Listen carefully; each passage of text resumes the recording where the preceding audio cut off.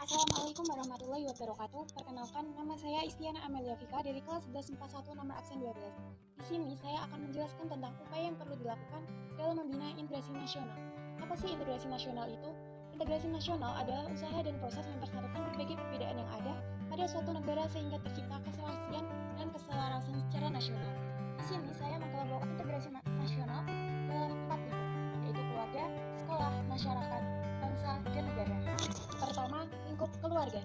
Apa yang perlu dilakukan yaitu satu, saling menghormati antar anggota keluarga. Sikap menghormati dan rukun bisa dilakukan untuk mengatasi perbedaan karakteristik, pandangan, pendapat, dan kebiasaan masing-masing individu.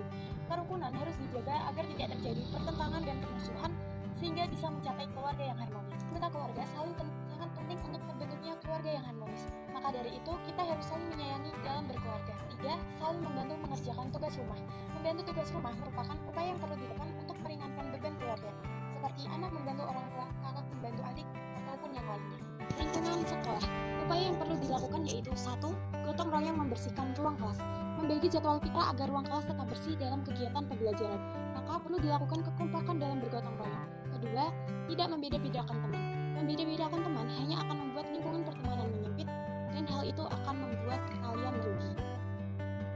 Ketiga, bertoleransi menghadapi perbedaan seperti agama, suku, pendapat, budaya, bahasa, dan lain-lain.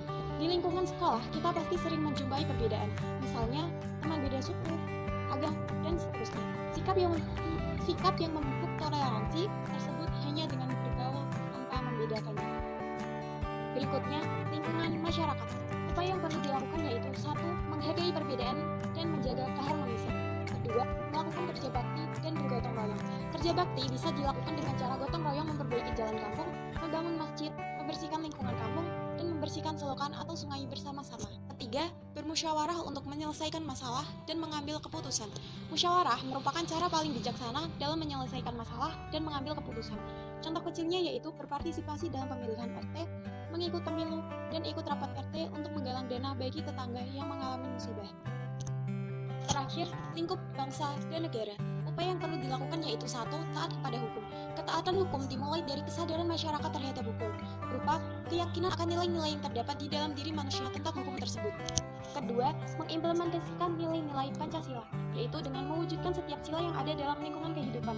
Ketiga, menumbuhkan sikap bela negara, dengan cara memegang teguh nilai-nilai dasar bela negara, yaitu kecintaan terhadap tanah air, kesadaran berbangsa dan bernegara, yakni kepada Pancasila sebagai ideologi negara, rela berkorban, memiliki kemampuan bela negara baik secara psikis maupun fisik.